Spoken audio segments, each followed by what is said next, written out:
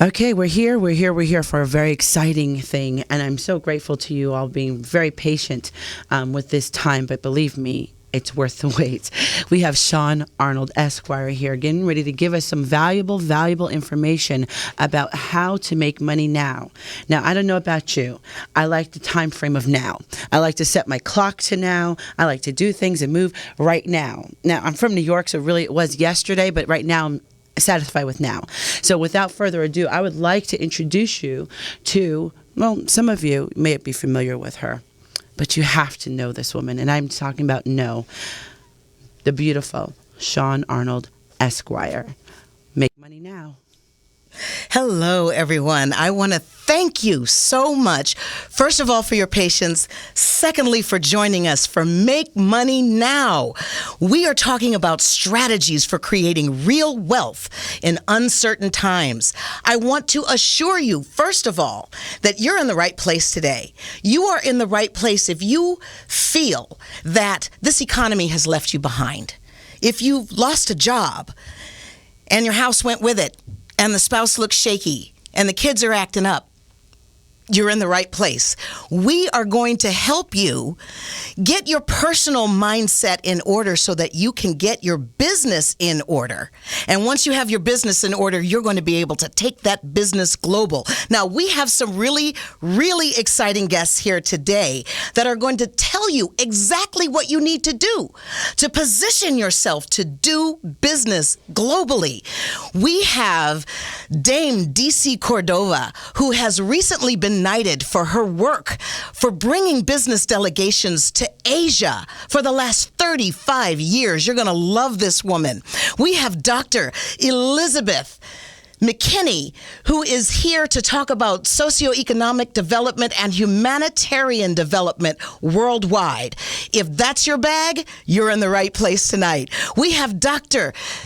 Manola Ceballos here with us, and this gentleman actually ran for president of Ecuador last year, and I'm secretly glad that he didn't win because we've got him here tonight. I'm so excited. He has his finger on the pulse of doing business all over Latin America. Is that where you want to be? Is that where you want to stretch and go? We got it for you here this evening. And we have Mr. Al Washington, who has taken business delegations all over the continent of Africa and is instrumental in the building of Nollywood. And that is Nigeria's answer to Hollywood. So we have an amazing show for you today. And here's what I want from you, because I do want something from you today.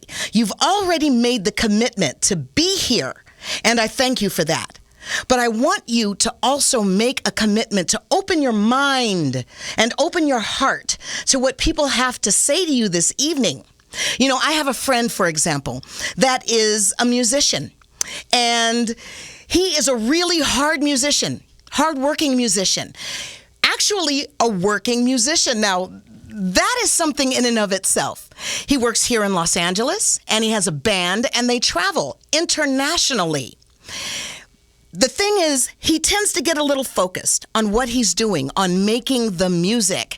And I suggested to him that he wants to build a global presence. And by doing that, first of all, that means that the website has to be more than just a business card. It has to be set up to make money. And soon thereafter, my friend started selling T-shirts and memorabilia and all kinds of things on his website. And then I said to him, but you know what? You haven't gone quite far enough. I know that you're a struggling musician, but one thing I want you to understand is that there's a kid in Istanbul. There's a kid in Colombo. There's a kid in Perth. And every last one of them want to know what you know. They want to be a rock star. They want to be a working musician in Hollywood. You are in a position to actually take that website one more step further and actually create a coaching program for all of those folks all around the world who want to do business just like you're doing it as a musician. And folks, you know, this is true no matter what you're doing in your business. See, people all over the world, they want to do business in the United States. They want to do business with the United States. They want to do business like the United States. So whatever you do, you have a level of expertise that somebody is looking for. So you are in the right place tonight, my friend. You are here to learn how to take what you already know and tweak it that 2%.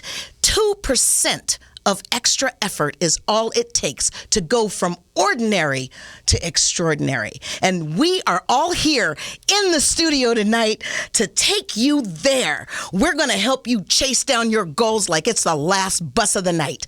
So we're going to take a very short break, and we're going to come back and we're going to show you how to make money now.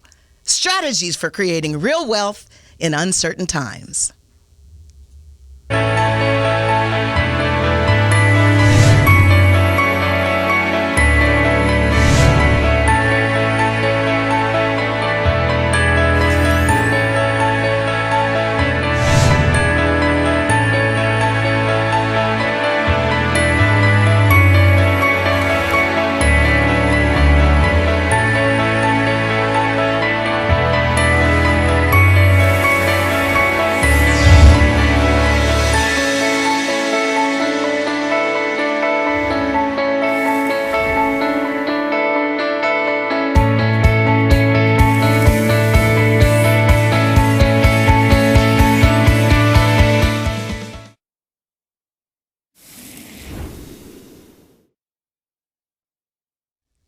Hello, everyone, and I want to welcome you back to Make Money Now, strategies for creating real wealth in these uncertain times. You know, I want to give you a little bit of background about myself, if I may. Now, some of you have heard my story, but I want to tell you my story tonight and tell you what it means to you and what it means to you in your life and what it means to you in your business. I was born into a very small nuclear family, 2 parents, believe it or not, and 1 sister. I was born in Saitama, Ken, Japan, into the United States Air Force. I am nothing if not disciplined and organized.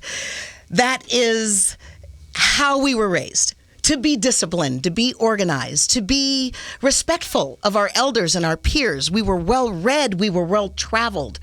But you see, there was a very deep crack in the veneer of our lives, and that was that there was a lot of violence in the household. So much so that at the age of 14, I called the police.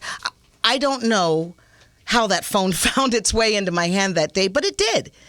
And the desk sergeant was on the other end of the phone. And when he answered, I said, "Sir, I need to know what the laws are that constitute child abuse." And he said, "Well, hitting a child so as to leave a mark, not clothing that child, not feeding that child. And there's such a thing as emotional abuse as well." And I said to him, "Then, sir, I think I need to report what might be child abuse." He said, "Oh, are you a teacher? Are you a neighbor?" I said, "No, sir. I'm the child." He said, "Oh, no. No. You have to be under 18. I said, "I'm 14. He said, "You're 14? I was a rather cerebral child. I said, "Yes, sir. I'm 14. And he asked me a few questions, and I told him about the incident of the night before, and I described my injuries, which included a black eye and a split lip and a swollen purple wrist, which was later determined to have a hairline fracture. And as I finished describing these things to him, I heard the bell ring in the distance, summoning me back to school after the lunch break. The police officer asked me for my phone number. I said, "I can't give that to you. I just heard the bell ring. I've got to go back to school. I cannot be late. I'll get into trouble."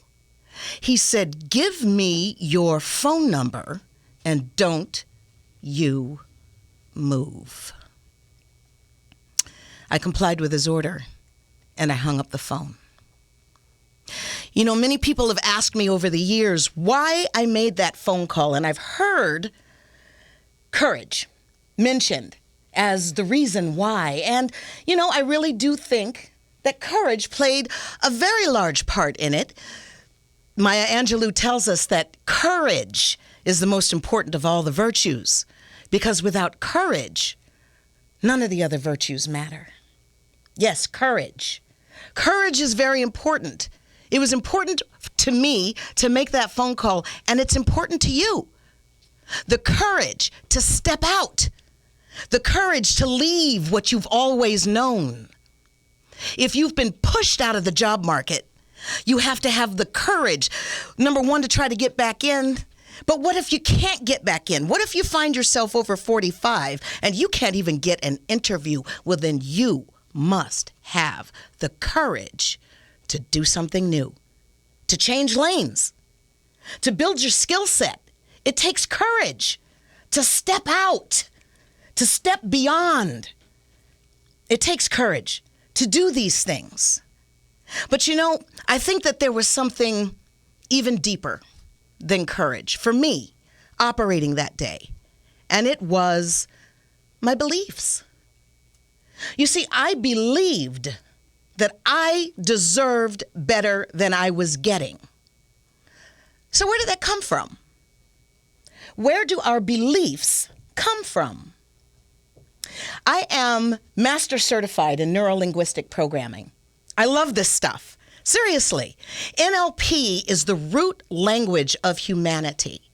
And what NLP teaches us at a very basic level is that we have two minds. See, our first mind is our conscious mind.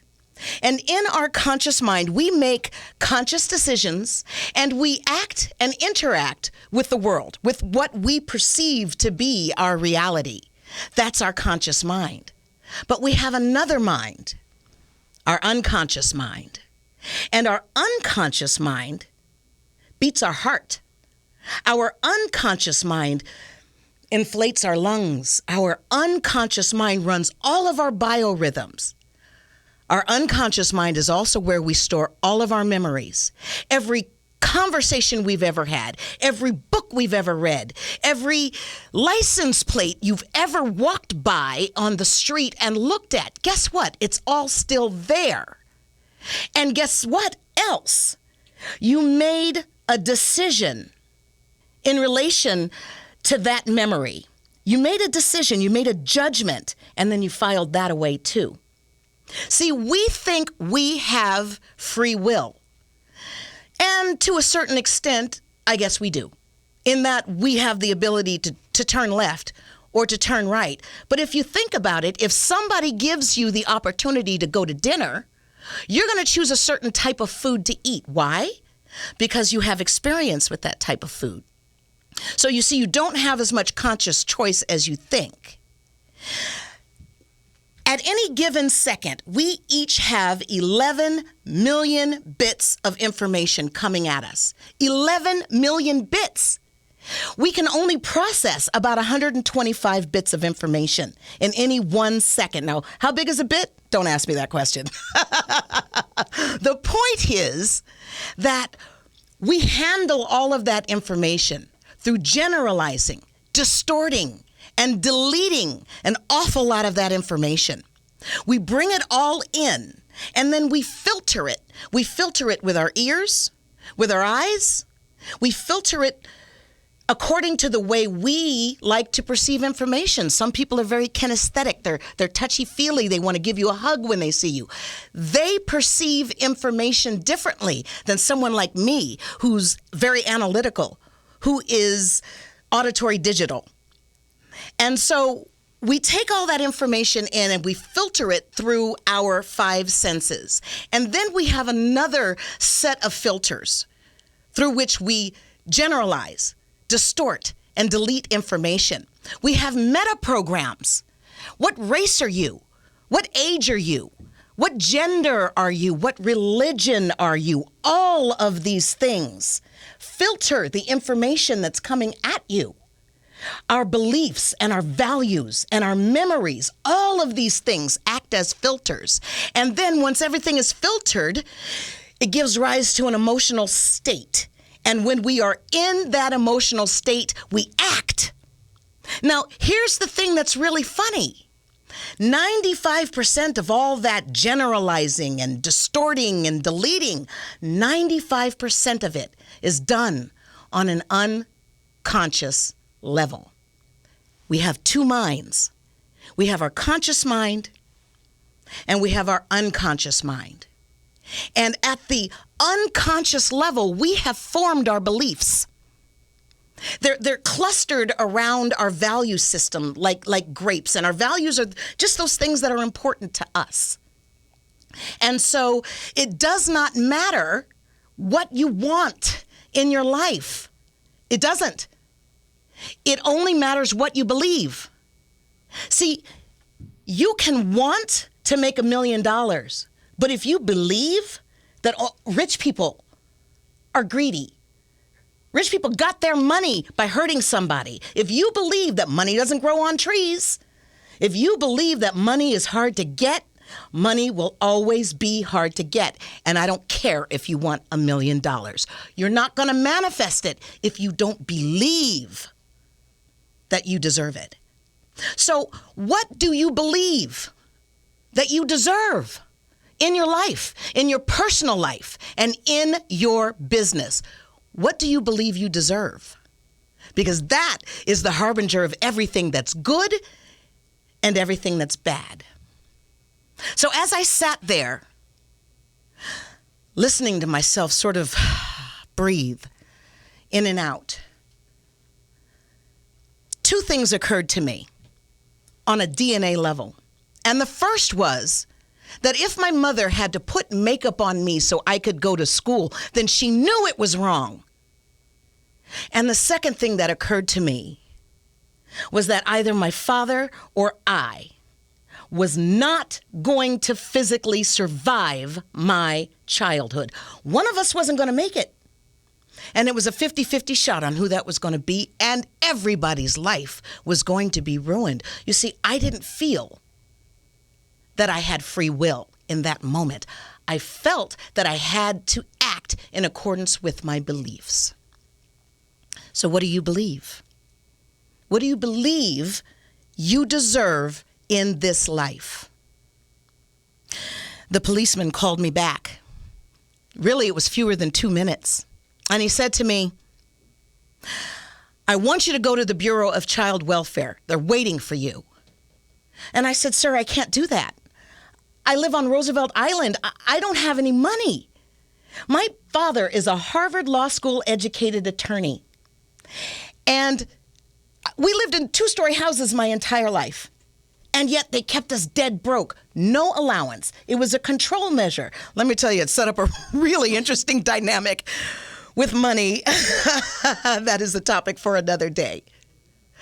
He said to me, I want you to go to school, go to the administrative office and borrow the money. Get on the train and go to the Bureau of Child Welfare. They're waiting for you. I told him that I would, and I hung up the phone.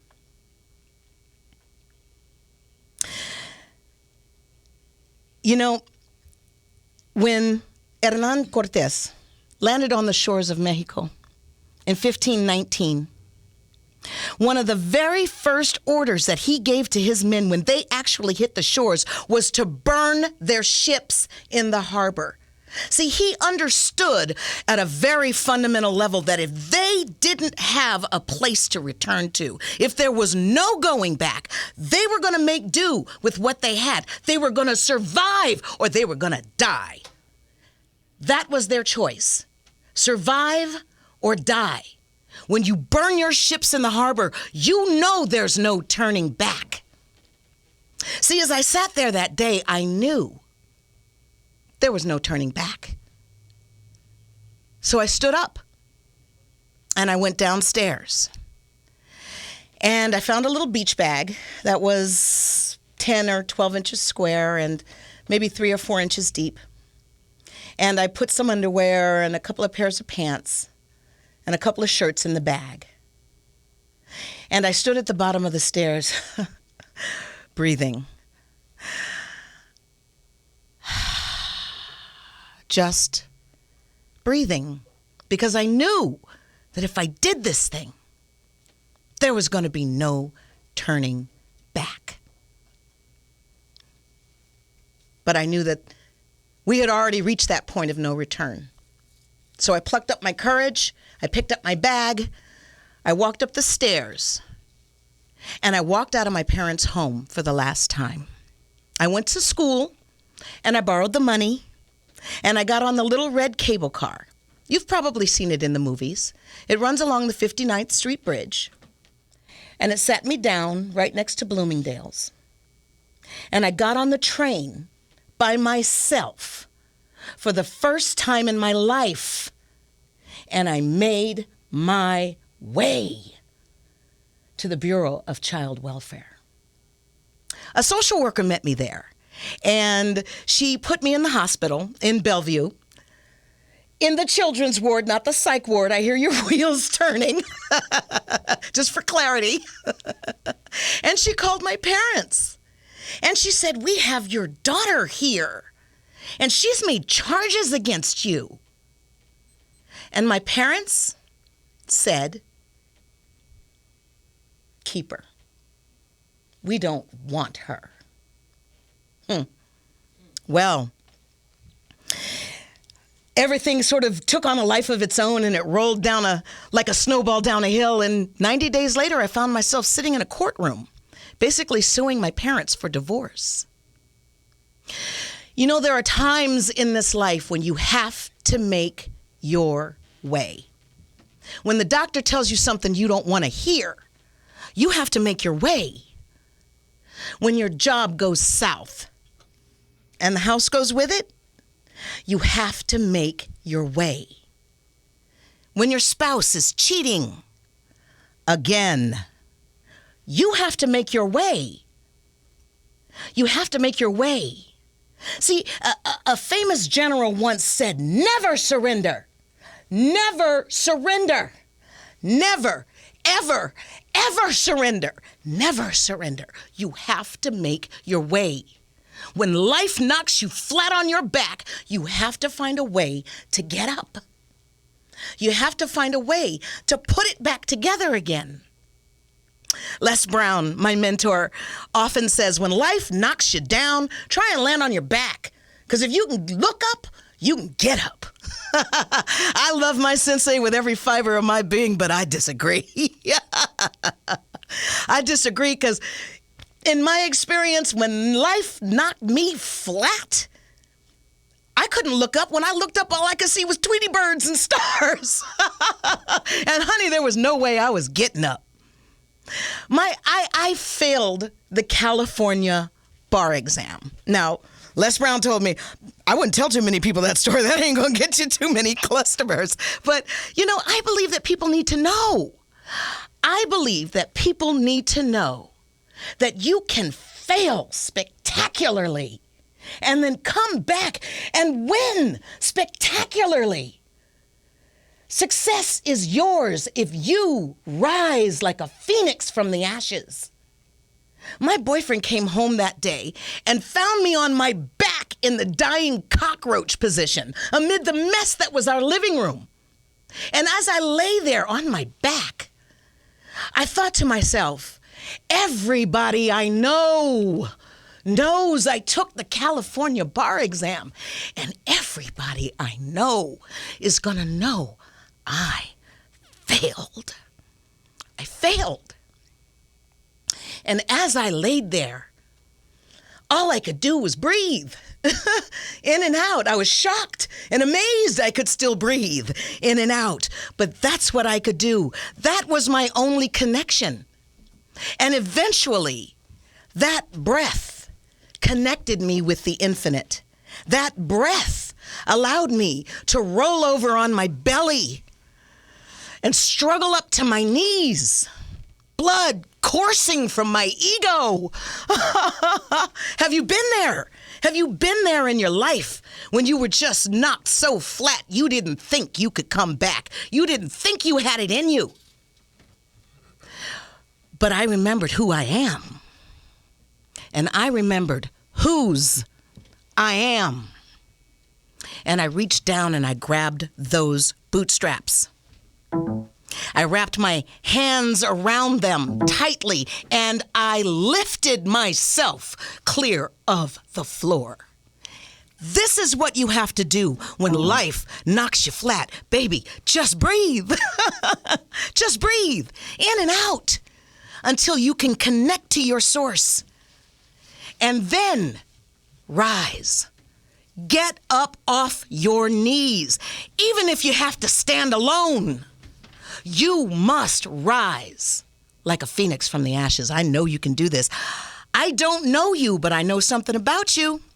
By the fact that you're here, by the fact that you tuned in today, you've got a fire burning in your belly. And you can't allow anyone to put that fire out. So,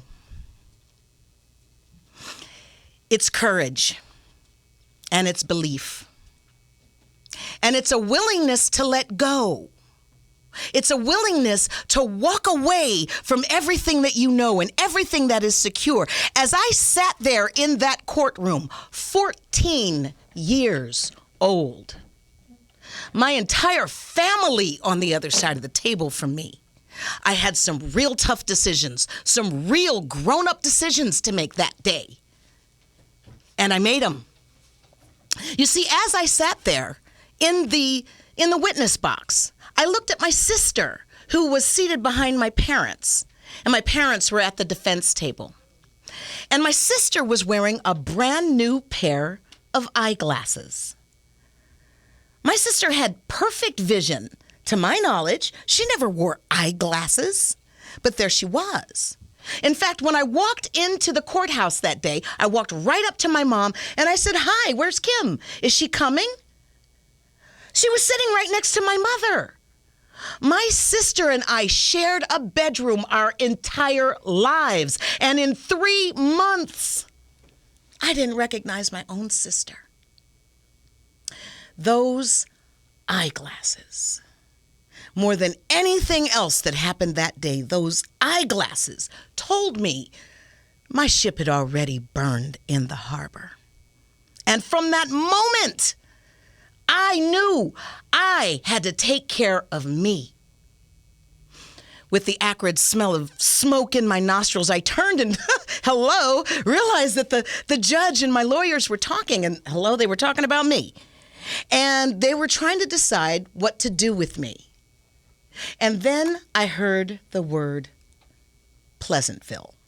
You see, I'd heard all about Pleasantville.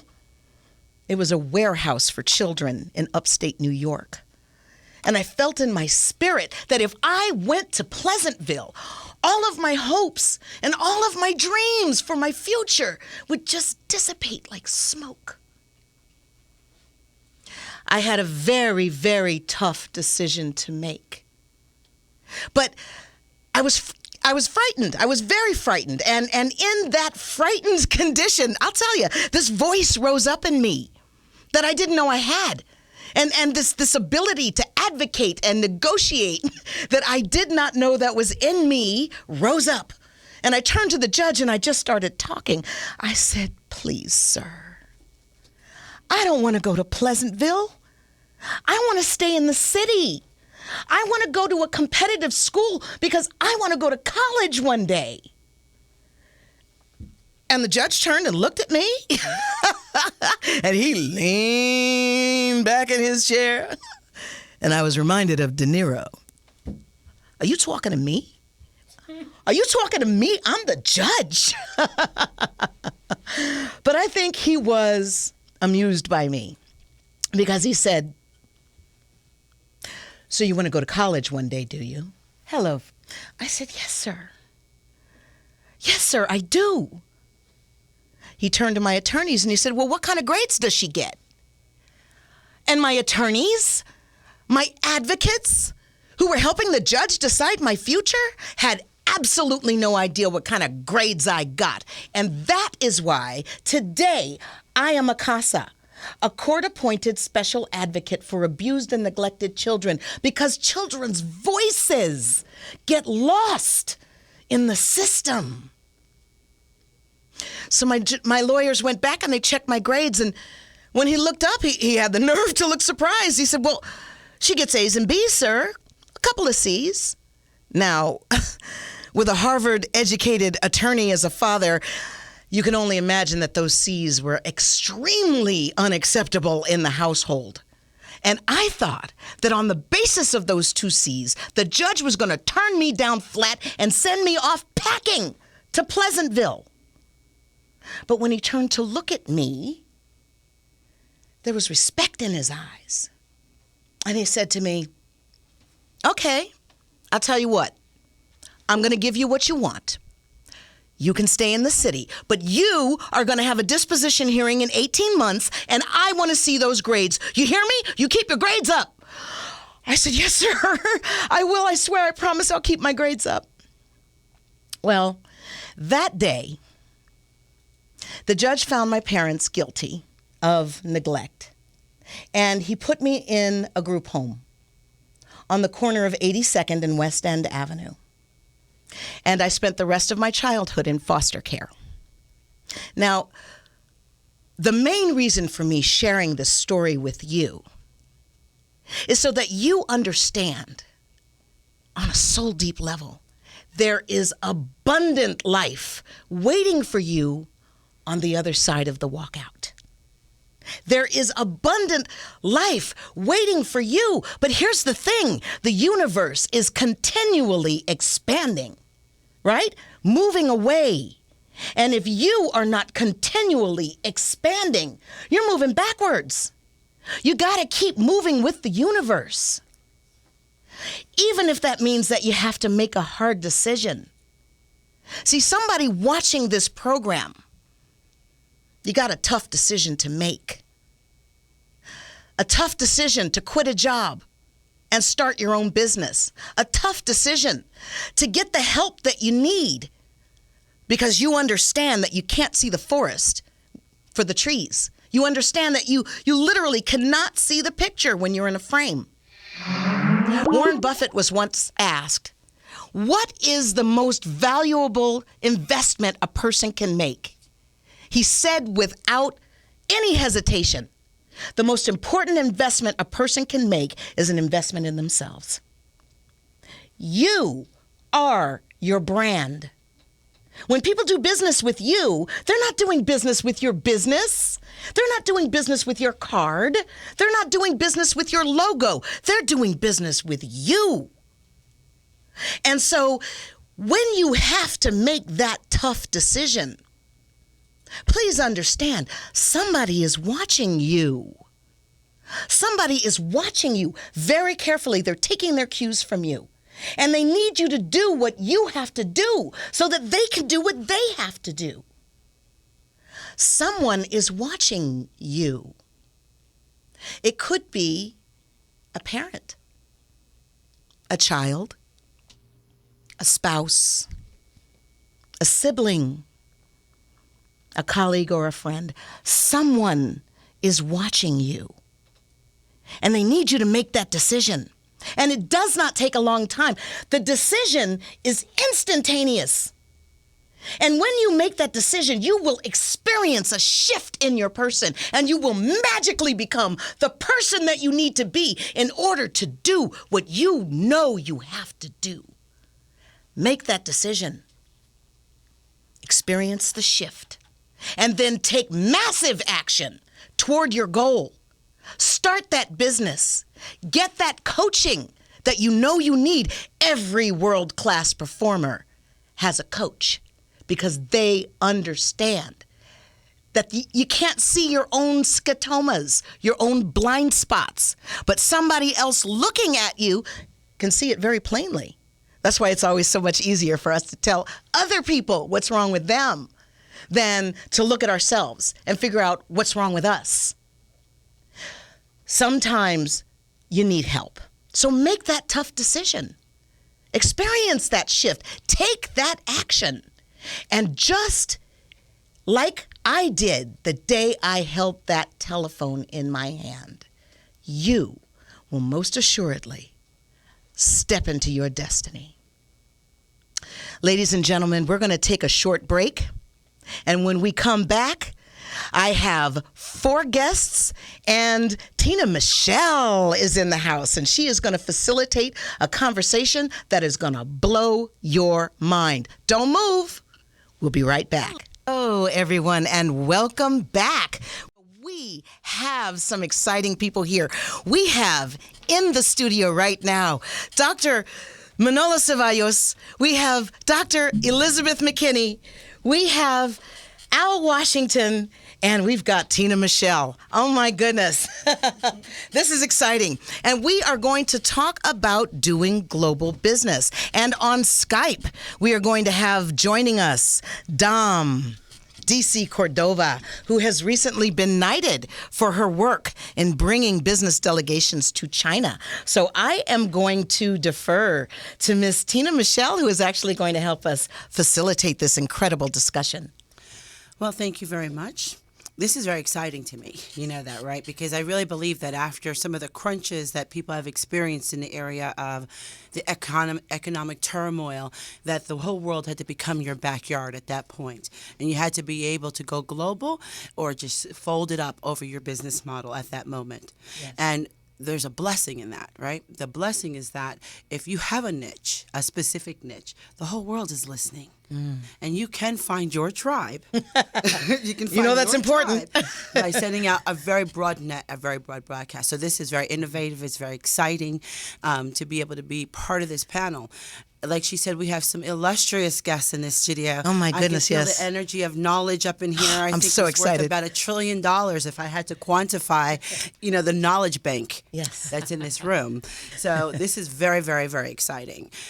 Just being here, just knowing across from me is a Manolo. Yes. I'm just like, ooh, South America has been a mystery to a lot of people. And he's able to sort of open up the door and sort of take away the mystery of what does it mean to do business in Latin America. And then we have Dr. McKinney, of course, who also helps us to understand that it takes certain types of relationships and partners to do successful business on the beautiful continent of Africa, right? Most people say, are you from the country Africa? I'm like, it's a continent. My favorite one is Egypt is not on the continent of Africa. It's like we're just floating, just look at a map. In the ether.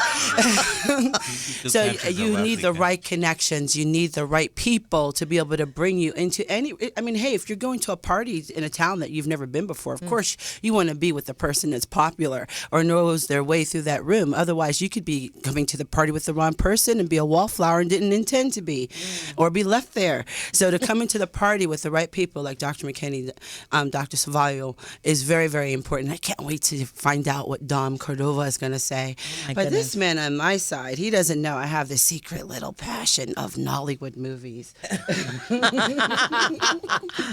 I love watching movies from Nigeria. I love watching the market. I've heard some of the most incredible musicians, whether it's been hip-hop, jazz, even metal. There was a group called Zulu Nation that I heard that was from Nigeria, and they were powerful because they talked about the tribes of the world or the diaspora through their music. So there's some incredible things coming out of that region. So you have a great little panel here. I'm just little me just sitting here going, wow, where's my notebook? Where's my pen? Yes, indeed. I want to eat yummy, yummy, yummy, Well, yummy. let's dig right on in there. Let's dig right on in.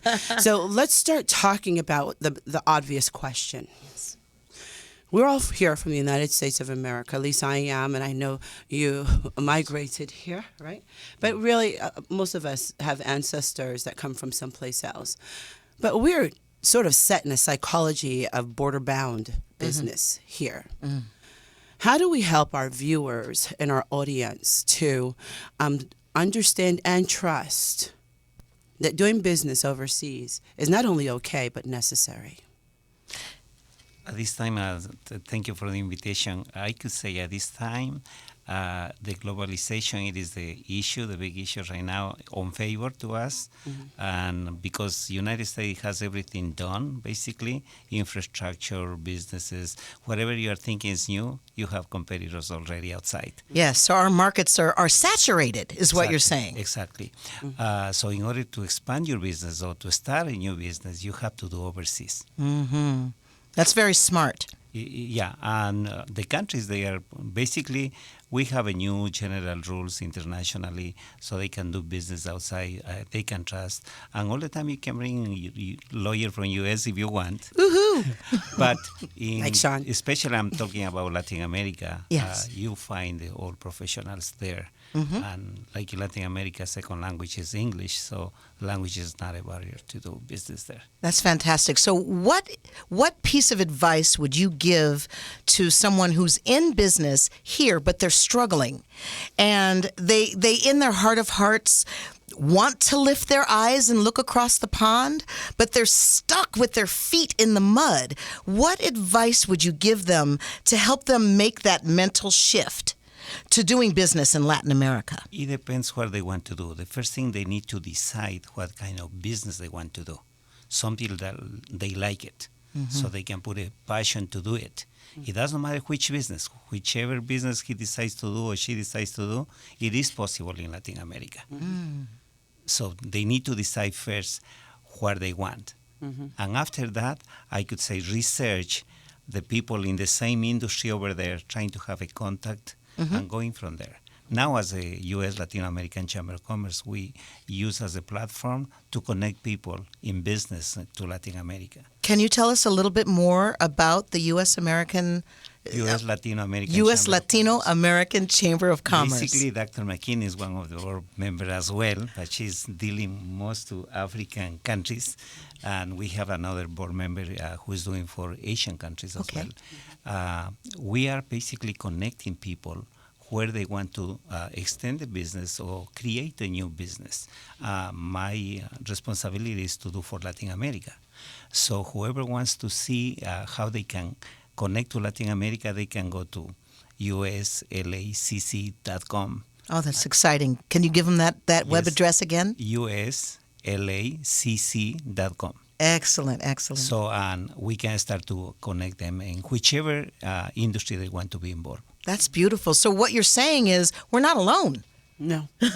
No, and what's great, it's sort of like the little metaphor that I used earlier. You're coming to the party with the right people. Yes. And that's important because what you're saying is know what you want to do and be focused on that and have a passion for it is really the same rule of life everywhere.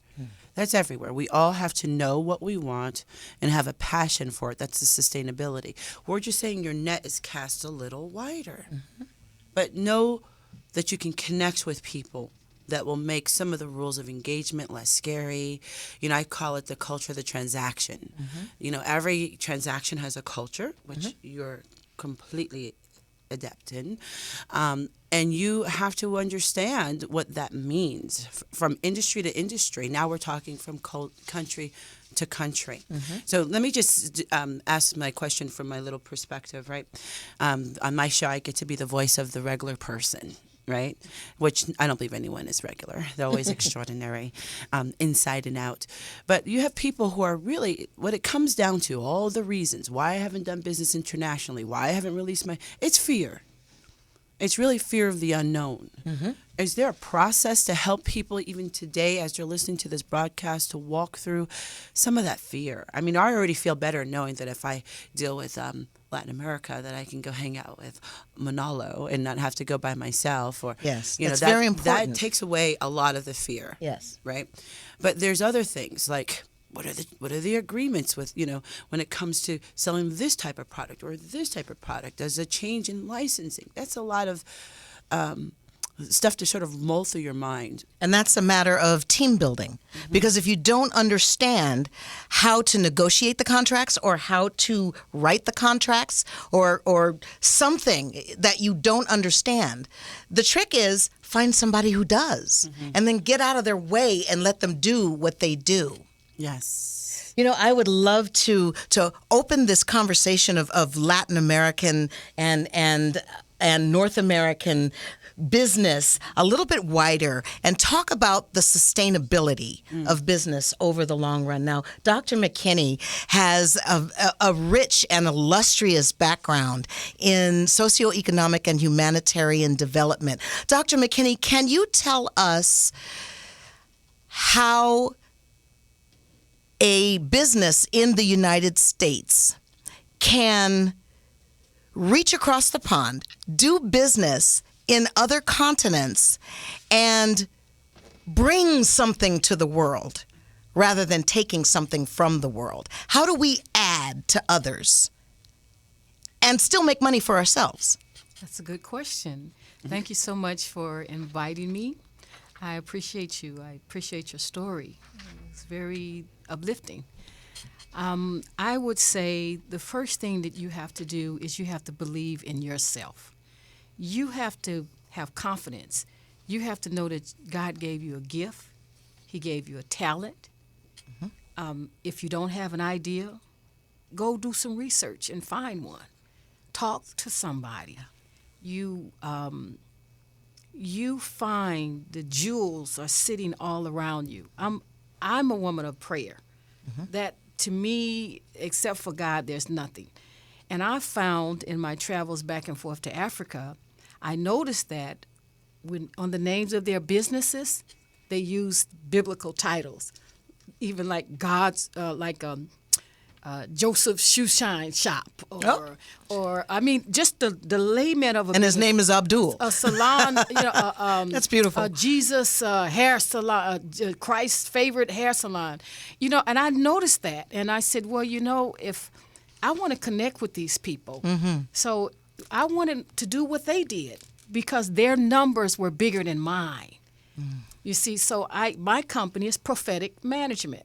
Because I wanted something that had to do with God's name in the name of my business. Yes. And well, here people were saying, well, you think you're taking don't you think that's a little risque? Because, this is business. Business is business. Right. But I wasn't trying to do business with you here. There, they love it. And I've never seen anybody on a daily basis, when I'm talking, I may start with South Africa to Norway to Cameroon to the Netherlands to Uganda to Ghana to Nigeria. Yes, you work in countries all over the world. This is regular for me. This is my day to day. And so I've never had anybody say anything but, wow, what a beautiful name. How did you come up with that? Well, I copied from you. I saw what you did, and if that's where I wanted to be, I had a heart for Africa. I was traveling back and forth to South Africa before apartheid was lifted. Haven't been back since, but I have a team of professionals there that think enough for me to work for me to get things done, to help get things done for social and humanitarian development. Social and humanitarian development is things like sewage treatment, waste management, portable water, infrastructure, medical facilities, things of that nature. So if people had businesses that are in those industries, they're a natural fit. They can participate in those projects. Fantastic. A while back, we started an organization, the Global Project Development Foundation. We put a consortium of people together. Well, everything you have to be prepared to fall. Because things don't always work out the way you plan. Don't we know that tonight? And when you're dealing with overseas, the worst thing you could do is trust somebody that's not trustworthy.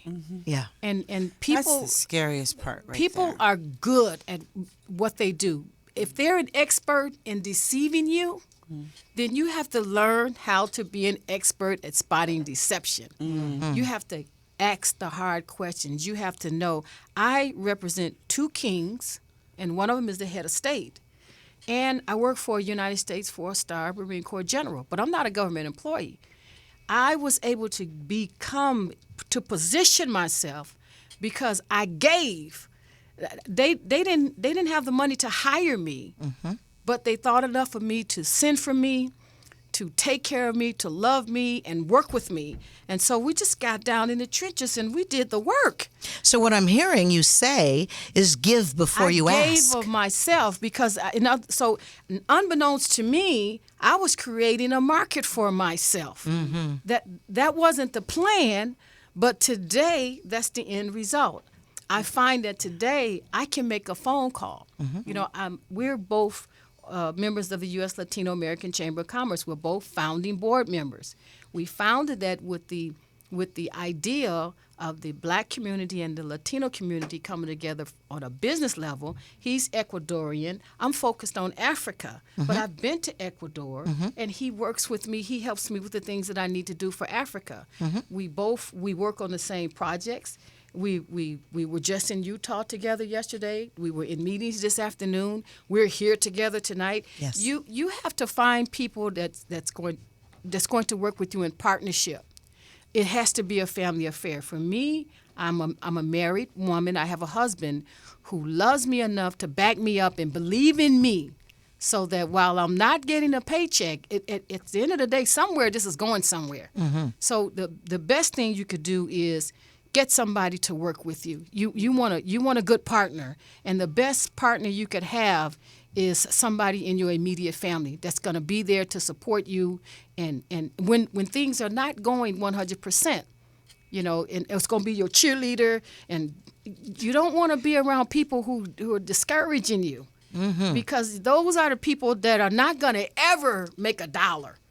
Right. Know? You know, They're so busy trying to hold you back that they can't get busy making their own money. That's right. You know, I want to chime in here for a minute that we want to make sure that we have everyone introduced in the space before we take a quick break and bring in our Skype guests. Yes, Is that okay with you, Sean? Absolutely. Please, All we right, have so- Mr. Al Washington. and Yes. I'm sitting here next to him going, okay. Nollywood.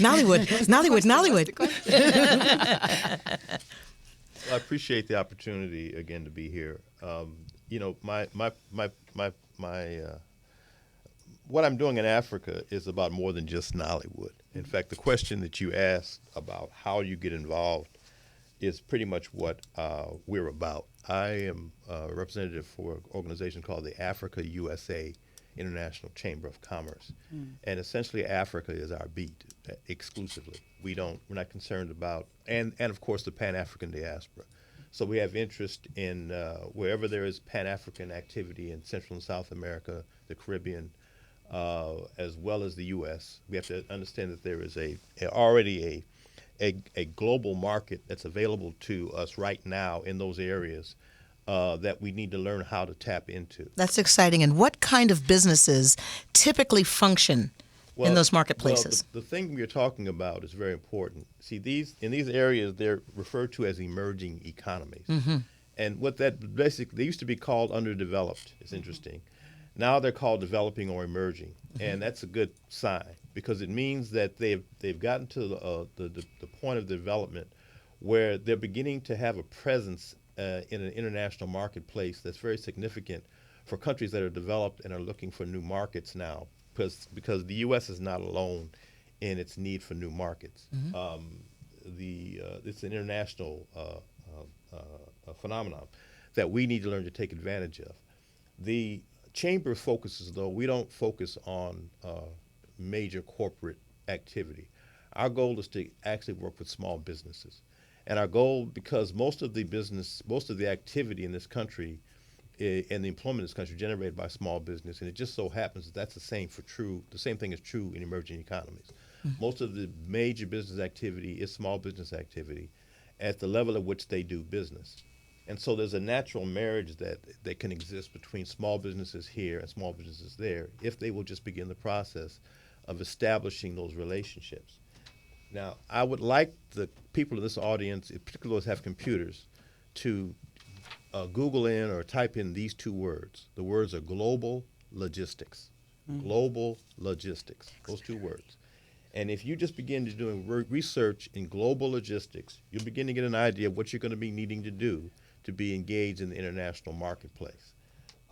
Because you have to create what's called a supply chain that allows you to move goods back and forth between markets where you want to market, and also to receive goods from where you may want to import. Now, that is something that you have to do as part of your business. Every type of business that you're doing right now at a small business level in the U.S., for the most part, is needed in emerging economies.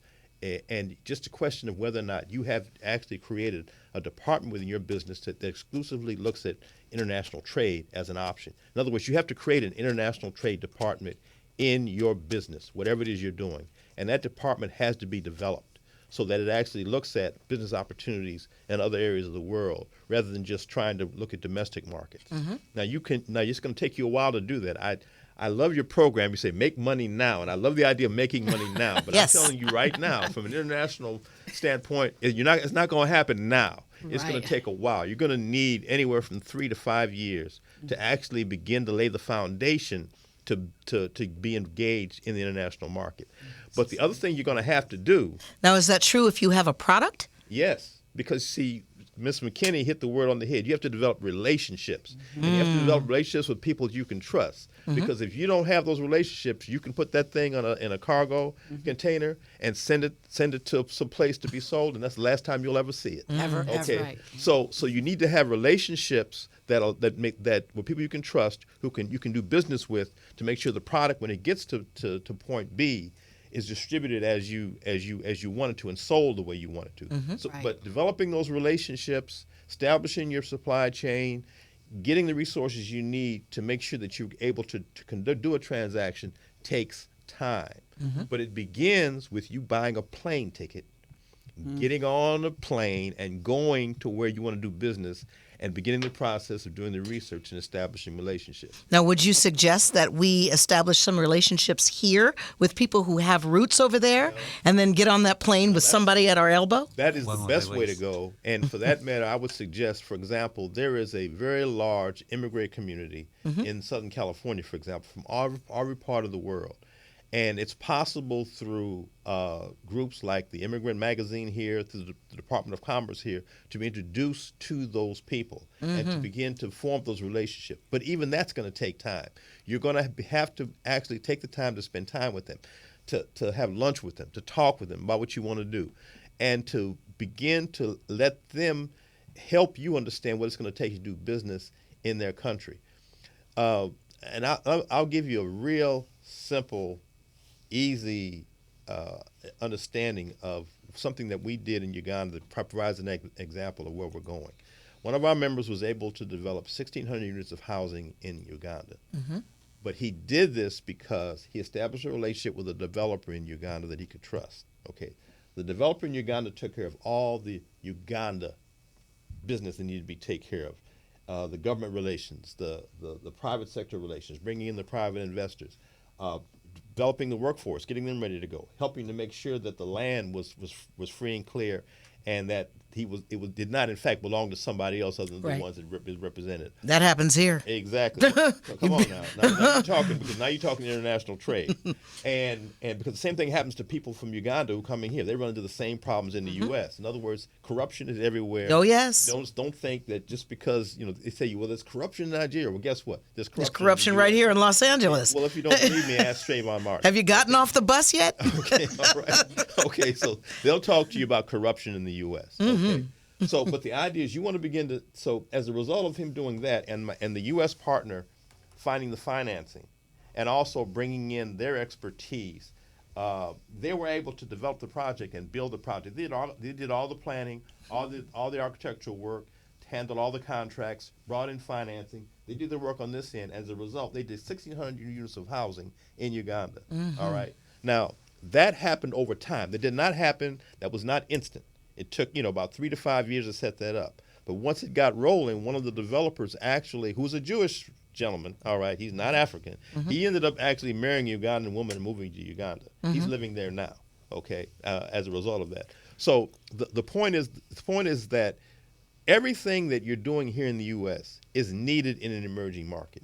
So don't think that there's nothing you can't do. The question is whether you want to do it and whether you want to prepared to spend the time that it takes to develop the relationship and then engage properly in the project that you want to be involved in. That's very exciting.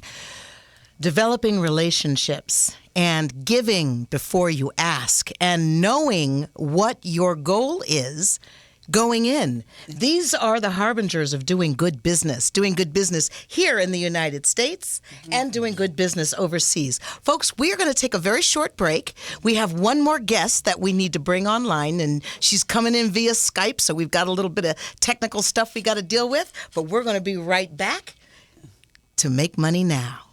Strategies for creating real wealth in uncertain.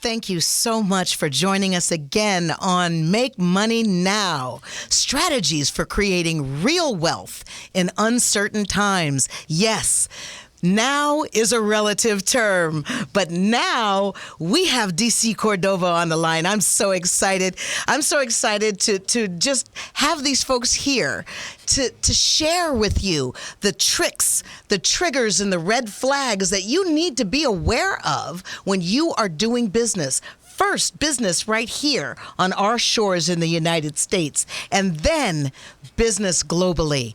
DC, are you with us? I'm right here. Awesome. Now, DC, you just returned from a trip to South Africa, and then you went from there to China. Can you give us an idea of what went on? Absolutely. But you know what? I'm trying to shut this off, and there's a little. We can hear you absolutely perfectly. Oh, perfectly. Okay. I'm the only one with an echo. Thank you. So tell us about your recent trips to South Africa and to China. Yes, I had the opportunity. I got invited to South Africa. It's so interesting to be listening to your wonderful speakers that not only I am from Chile, I'm South American. And so here you have a beautiful person from South America. And then, of course, here we are also talking about South Africa, where I visited for the first time.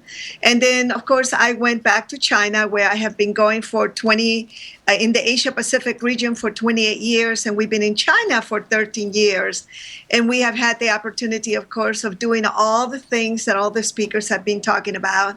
And they are 100% correct. There's not much really that I can add to it except just a couple of things. And I had sent you a PowerPoint that I would love for you to be able to give to people if you can figure out a way for them to request it from you, because I actually have lists. As you know, I used to be a court reporter. I was going to be an attorney like you. And 34 years ago, I ended up doing this experiential entrepreneurial programs that have opened up the world for me. And I teach global entrepreneurship. So because of my legal background, I have all these lists. I have all these things that you should do when you're going to open up new markets, how to open them. So if you would like to make that PowerPoint available to people, then they will have things in writing that will validate every single thing that everyone has been saying so far. Oh, that's lovely. That's just lovely. We would love to do that. So I have been CEO of Accelerated Business Schools and the Money and You program, and we have a vast network of entrepreneurs through, China, Singapore, Malaysia, Brunei, Thailand, Australia, New Zealand, Indonesia, and of course, Hong Kong and Taiwan and India. And because I am from South America, I also have wonderful contacts in Chile and Mexico and other countries. But it is always so wonderful what the other speakers were saying, the other wonderful entrepreneurs, is that you must have relationships. You have to have, very good contacts, people that you can trust. And it's what we call an intermediary, somebody that will speak for you, someone that will check it out. But for me, there's also the whole thing about reputation being the currency of the 21st century. And so like when I was in South Africa, I had some people that took 5 minutes to check me out on the net, and I have done that. I want to recommend to everyone that you check yourself out in the net. It took me days because I have quite a few listings. Google, I have quite a few pages. If you go to DC Cordova, Google my name, you will see how many I have.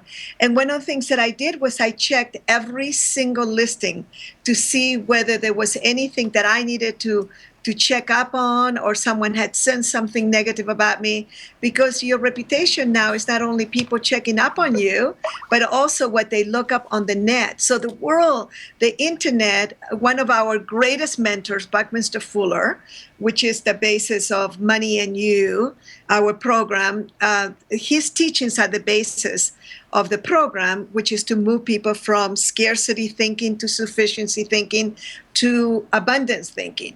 And so very much in alignment with your talk at the beginning of this wonderful summit, and then also, of course, what the other speakers have been saying.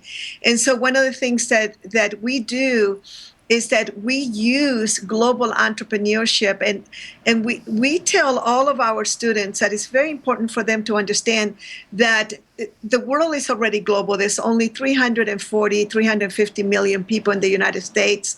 That is lesser number than people who speak English in India. You have 400 million people in India that have disposable income, that understand everything that you have to say, your websites, everything that are available to you. But again, if you want to go ahead and start doing business with them, you have to have contacts there. You have to have networks and people like the people that are speaking to you today. We have probably the most billionaires. One place I want you all to go see is our Solar Valley. I'm a global ambassador for the only solar valley on the planet, which is on a place an hour on the fast train outside of Beijing. Now, what is the Solar Valley? The Solar Valley is the only valley on the planet that is renewable energy, and it's like a city, a small city of the future. Mm-hmm. And what it does, it was created by a billionaire, a friend of ours by the name of Wang Ming, and he has set up a whole valley of renewable energy, and it's a sample on how future cities will look like. And you go to english.himing.com, HIMIN.com. And one of the things that you will learn there, you will see that there are people in other countries, in what the gentleman very much said correctly, these emerging nations that have tremendous product and services that you can actually bring back to the U.S. and to your homeland, whichever your homeland is. And then, of course, you can also take many things from your own homeland. If you go to Chile, if you go to Ecuador, you go to any country on the planet, they have their own things that possibly could be used in other countries that would have a market. So you have to stop thinking, especially in the United States, people have been hypnotized into scarcity. They make it sound like it's anti-American for you to expand your market to other nations globally, when every major manufacturer, every big company, I mean, Apple computers alone that have, like just about $500 billion of money that is sitting there in profits, they make it. Their biggest market is China. Mm-hmm. And one of the things that people need to do is to really power up with entrepreneurial education. Because, for instance, when you talk about that we shouldn't be, exporting or importing things, that it takes away from jobs, one of the things that people don't understand, that if California alone, which is the biggest exporter to a country like China, if we stopped exporting to that country, California would be completely destroyed. The whole economy will be destroyed. They are the ones who distribute the most. Our biggest markets are global. And this is something that I get a little bit upset. And, I'm pretty successful financially, and I do hang out with some of the wealthiest people on the planet. And one of the things that I notice that sometimes the mega rich, especially in the United States, outright lie. to the American public, to the little guy that needs support, that need to expand its markets, globally, and can easily be done now when they have organizations like all the speakers have spoken about. They have access to me, that I have access to the most powerful, beautiful, ethical, socially responsible entrepreneurs that can help them. So we are so hard to find, and thank you for having this event, because hopefully it will reach many people.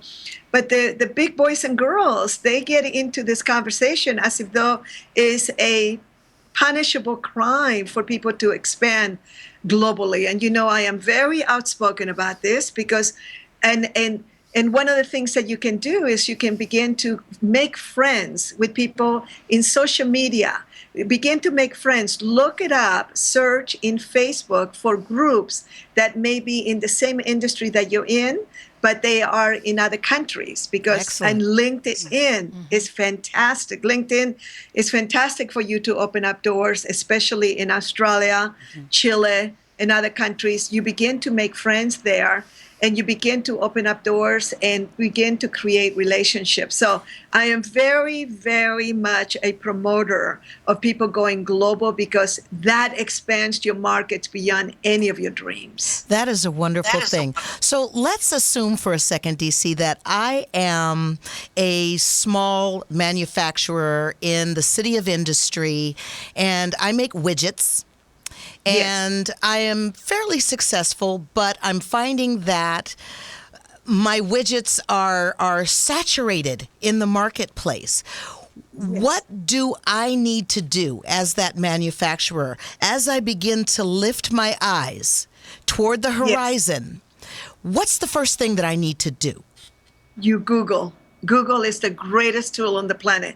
You begin to Google everything about your industry. First, get the facts about what's happening in your industry in the United States.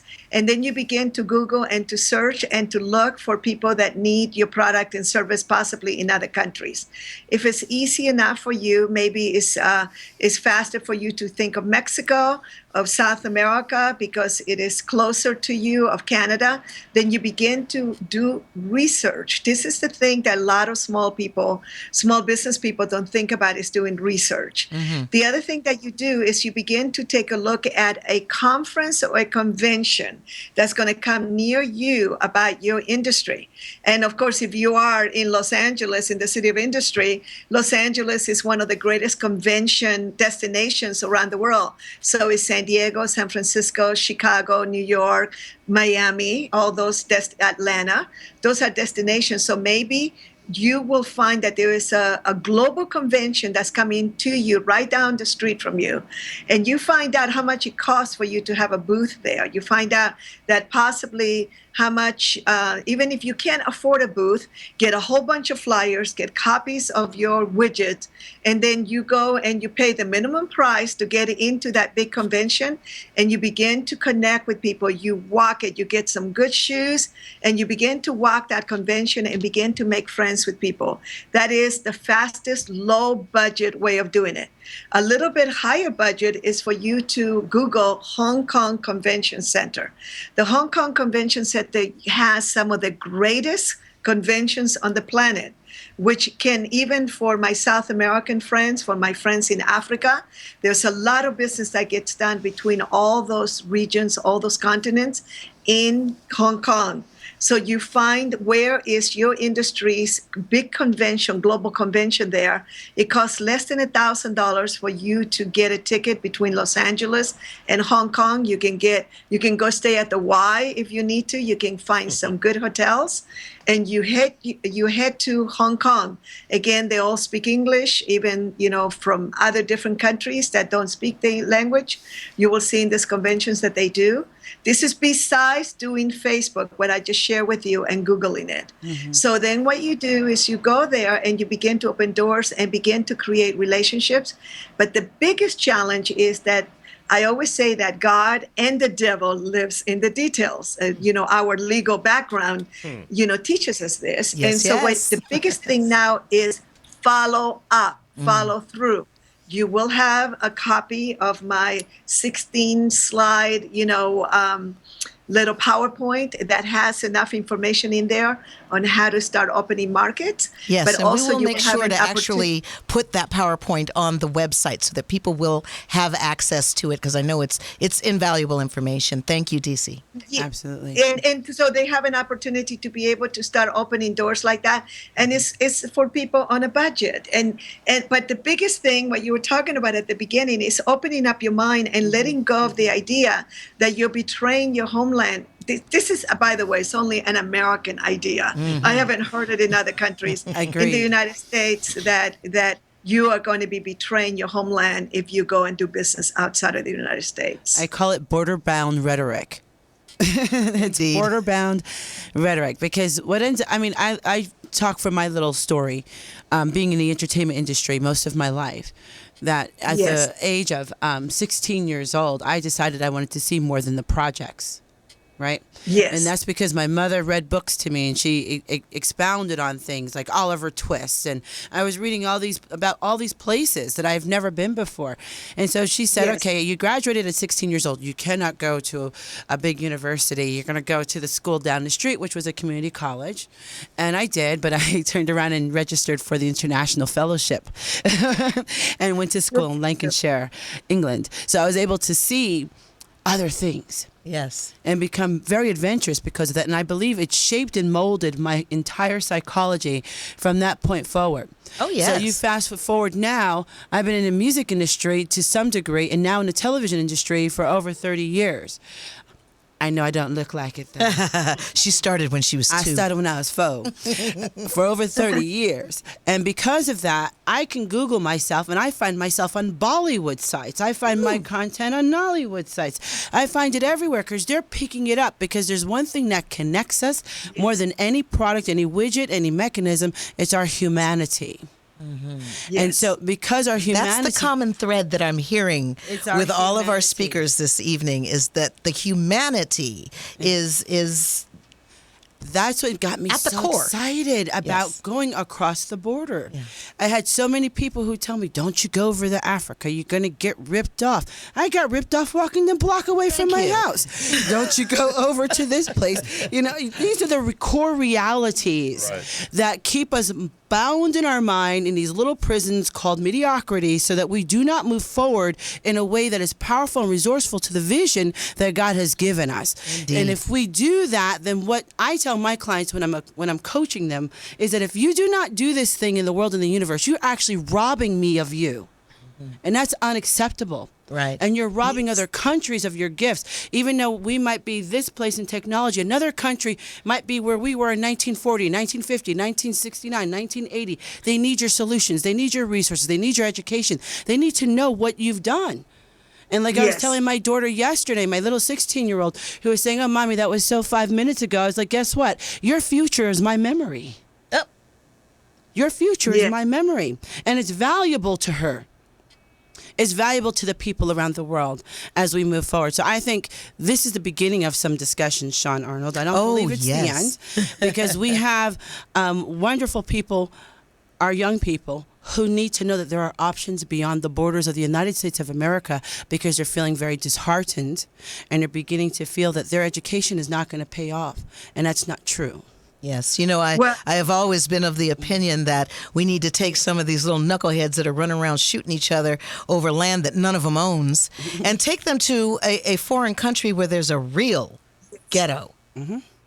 Yes, real I ghetto. actually, a friend of mine in South Africa wants to do a reality show on that. He's actually starting to organize it, where he takes a group of Americans into the South African shanty towns and see how well they do there. And I thought that was a great idea. See, I just we do wanted that to in say church real every quickly. year, right?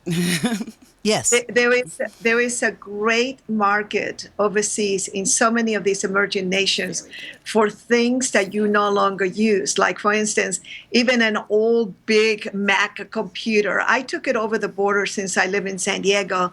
I had some friends take it over to Mexico, and they landed somewhere, probably in a school or a library, just because my big Apple computer that I used to sit on this desk that my staff used, and then they went out immediately. You know, they went out in overnight, I think 5 years ago.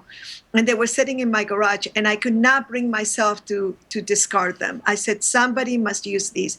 And then one of the things, the same thing with a 4-year-old computer. Most Americans think that is ancient and they throw them out. And somebody really needs to create an amazing business, and many businesses, of recycling and taking every single thing. I grew up in Chile. So we didn't throw things away. Everything got fixed, and either we used it again or we gave it to families that did live in shanty towns that didn't have anything. And this is not coming from scarcity, because some people have said, DC, you're so abundant, so successful. How come you come from scarcity when it comes to recycling? I said, you don't understand. There are people, there's 1.5 billion people that have no electricity on the planet. They don't have anything. So this is a level, by the way, I was knighted for my lifelong service to humanity. And I love the part about China. And I also do take groups to China. But I was actually, because my consciousness is always humanitarian. My consciousness is, what can we do with this thing that we no longer use? I recycle everything. I only throw away through trash and recycle papers and things that can be used in the recycling center. And once I think that Americans also begin to have that mindset, they'll also begin to feel the gratefulness for having the basics: electricity, water, transportation, house. And even for those that don't have that, at least they have a place to go, homeless shelters. And there are in certain lists, the United States is considered not to have poverty.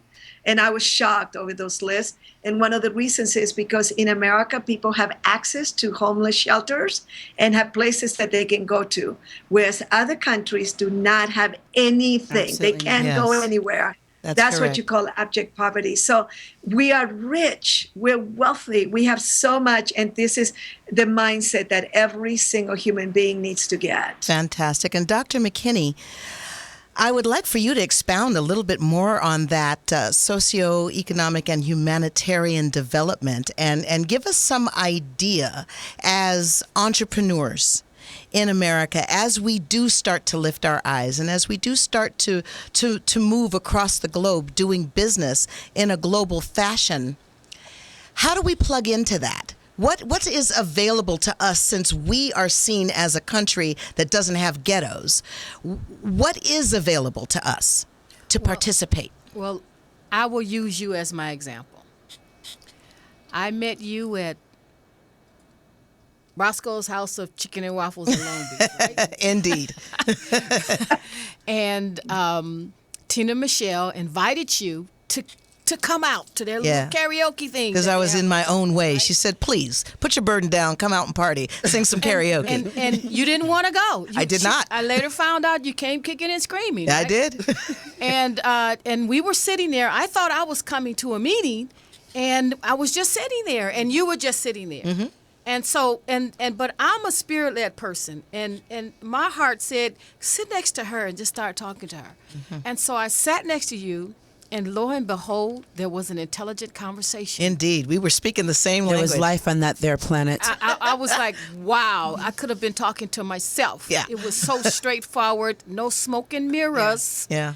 And so then later on, we all gathered to the right, you know. In the middle of a club. Yeah, in the middle of a club. In the middle of a jazz club. And we're all talking about God. Yeah. And we prayed. And we prayed. And we prayed.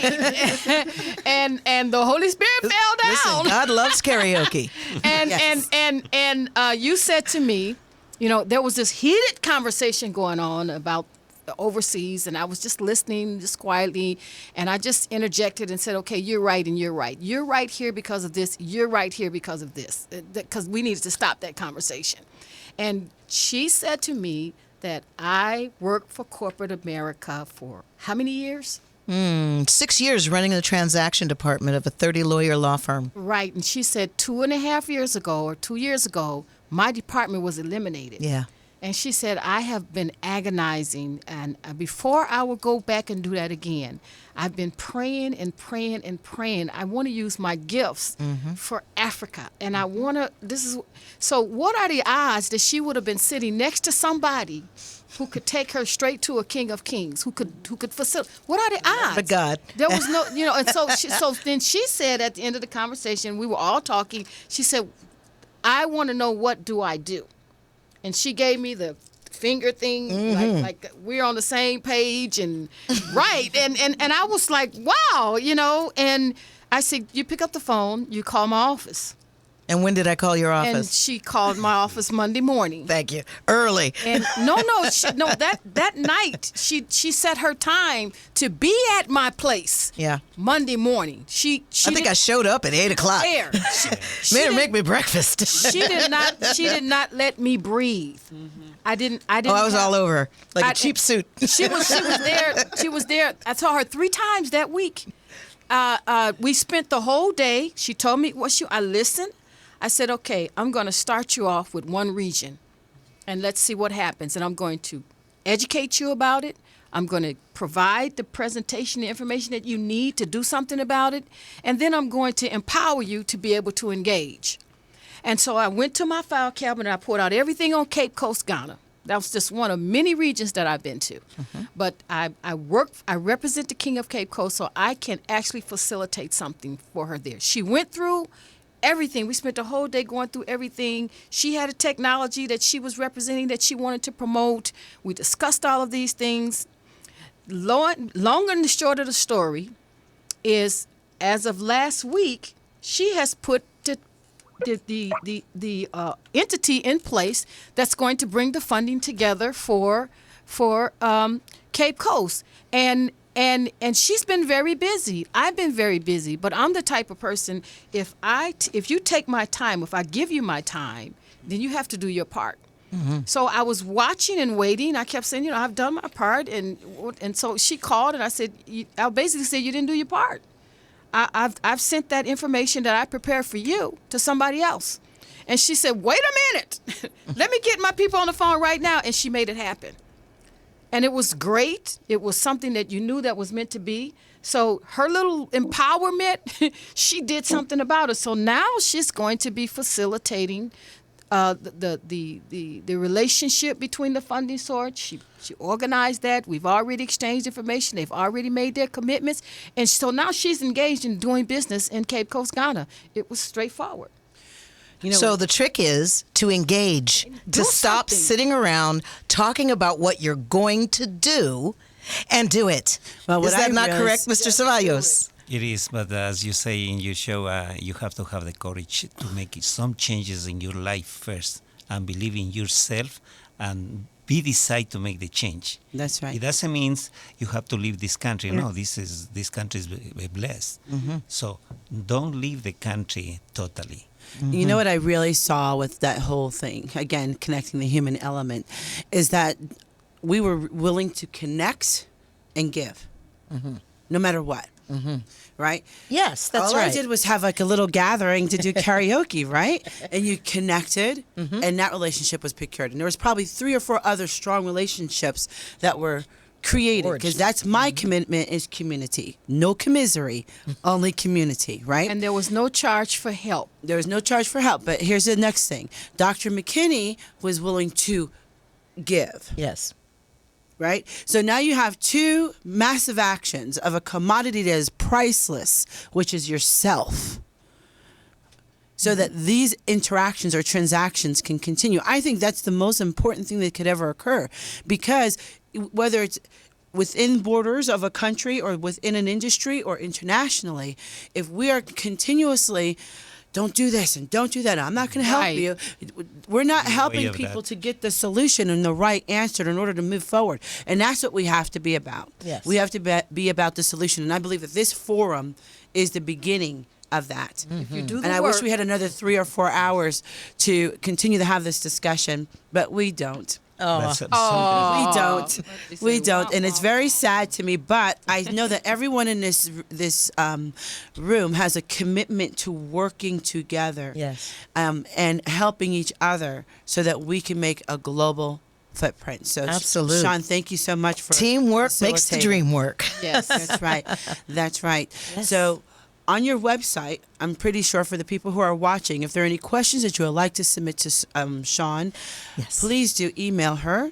My email address is Shaun, SHAUN as in Nancy E, at businessbootcamponline.com. And I would love for us to go around the table and everyone state what your company is and your contact information, please. We start with the lady. I'm Dr. Elizabeth McKinney. My company is Prophetic Management Enterprises and LLC. And my contact information, I will give my email address. And that's Dr. period, short for doctor, Dr. period Elizabeth with the Z, ELIZABETH, and then a period. And then my last name, McKinney, McKinney,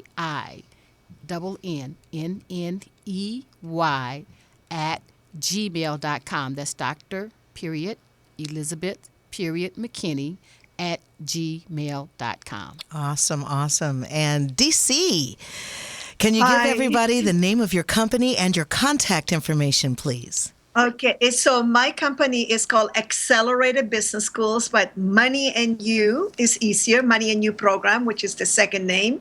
And they can just write to info at moneyandyou.com, ANDYOU.com. And I just wanted to say very quickly that I want to make sure, especially for the wonderful lady with the African contacts, that I'm connecting my Chinese mega billionaire with some wonderful people for solar support in Africa. And this is my latest thing, so we got to get together. That's a wonderful thing. Al Washington, can you tell them a little bit about what you're doing in November and give people your contact information? Right now, we are putting together a major opportunity for people in the film and entertainment industry to sell their goods and services to a market in Nigeria that's known as Nollywood. We are putting on a film entertainment summit at the Oriental Hotel in Lagos in December, and we have been given an exhibition floor to set up a trade pavilion for American suppliers of film and entertainment technology. That includes practically all the equipment that's in this room here right now, plus anyone who has any expertise or technology in the broadband. We have people there who are ready to buy. They have an interest in buying from American suppliers and also establishing relationships with people who know how to help distribute products that come out of Nollywood and the Pan-African diaspora. So if you have an interest in becoming part of that, we would love to have you on the trading floor in December. You can reach us, the Africa USA Chamber of Commerce, which specializes in promoting and facilitating trade with Africa, by contacting me at alwashington@africa-usa.org. If you do that, we'll be on our way. Awesome. Very exciting. Say it again, Washington. Al Washington, just like it sounds, at Africa-USA.org. And this lady next to me, I got work for her to do. She's going to be in Lagos in December, and she's going to be on the floor. We're going to make some money in December. All right, now we're going to make money now. Only if Sean and Dr. McKinney can come, right? Oh, honey, I'm already on that plane. Thank you. Now, Mr. Ceballos, please tell us what you're up to and give us your contact information. Okay, the first thing I have to let you know, in September 14 and 15, we are celebrating the 16th, which is Independence Day for Mexican and Central American countries. We're going to do in Hollywood this event, expecting around 80,000 people in 2 days. Wow. And this is a combination of business between African Americans and Latinos. Wonderful. That's so exciting. in order to get this information, it is just go to the website of the chamber, uslacc.com. Awesome. One more time. uslacc.com. There we have it. Now, my company is MCG Consortium Corporation, which we have a different DBAs, and we are already facilitating business to Latin America. And to get my email address, easy, Manolo Ceballos, CEV as Victor, ALLOS @gmail, or they can go to manoloceballos.com. Awesome. Just wonderful. Ladies and gentlemen, I am full. My heart is full. This is just the beginning of Making Money Now, of creating real wealth in uncertain times. We are lifting our eyes. We are reaching across the pond. We are clasping hands. We are giving before we take. That's right. It is. That's right. That's right. I just want to do a final interjection here about some of the things, connecting the dots on all the events that we have here. September 23rd is International Social Media Week, where we'll be facilitating the TinaSpeaks.com show, facilitating an all-day interaction. I'll be doing about 8 to 10 interviews back to back. Then for that week, we'll be talking to the world. About 2 million to 3 million bloggers will be blogging our content, and we'll go hour by hour talking about things like cutting.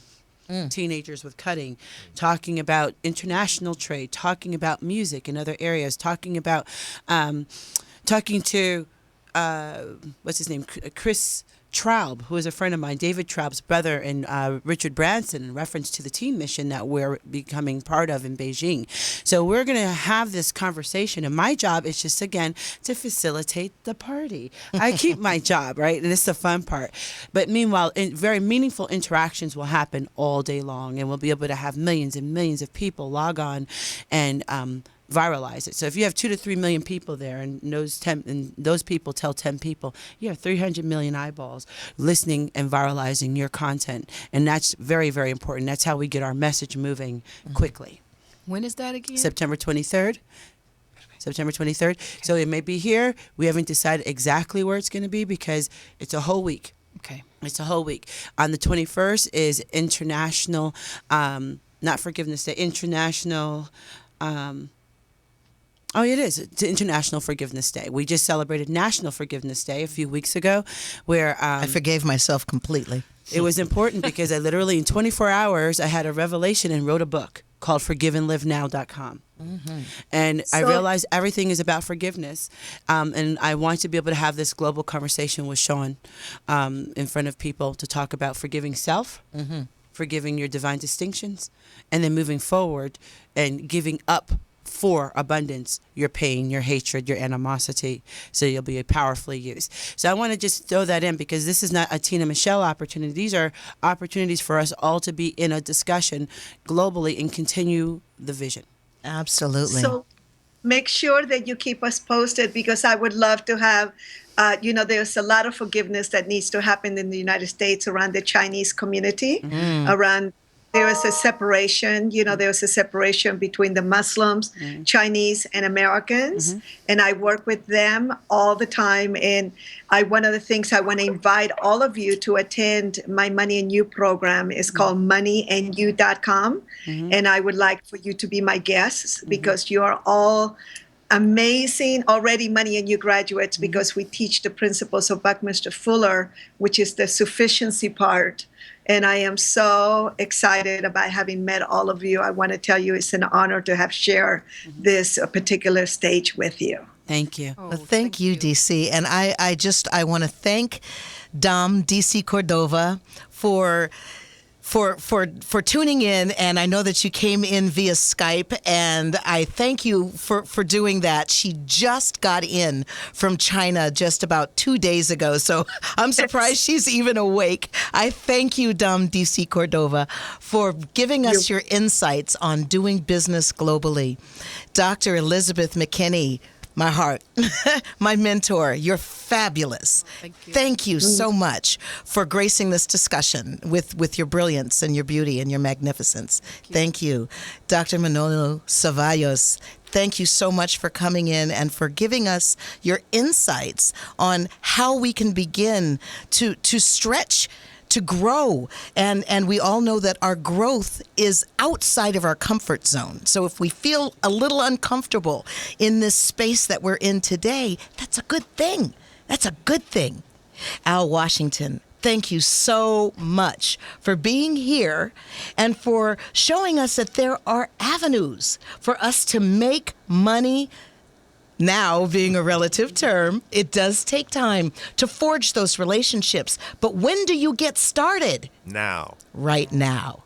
Ladies and gentlemen Yesterday. that have joined us via the internet, everyone here in the room, I want to thank you again for being here and for being you. I am attorney Shaune Arnold, reminding you, as always, to maximize your competence, to get the confidence you need to succeed. We'll see you next time, friends. Bye-bye. Aloha, aloha. Thank you, everyone. Thank you. Thank you.